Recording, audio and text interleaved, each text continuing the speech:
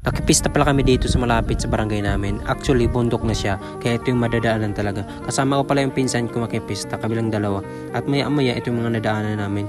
Ang gaganda ng view at ang linis pala ng tubig talagang kahit mapapadaan ka, gustong maligo lalo sa panahon na ngayon. Dahil sobrang init at maya-maya dumating na nga pala kami. So may nakita ko ng ibon, ang ganda niya men at dito pinapakain daw dito is yung mga saging. Nauwi ko pala yan at nadala ko sa bahay kasi yung may-ari niyan is kaibigan lang namin. So dito umakit lang kami kasi doon sa taas yung pupunta namin. Hindi na rin nagtagal at may nakita kami nag-Sharon. Ang pinakaganda talaga dito sa mga provinces, yung hospitality talagang kung mapupunta ka sa bahay nila at talagang paghahandang ka, pag-iihawan ka ng manok, i-entertain ka pa nila para hindi ka maboring. Sobrang babait.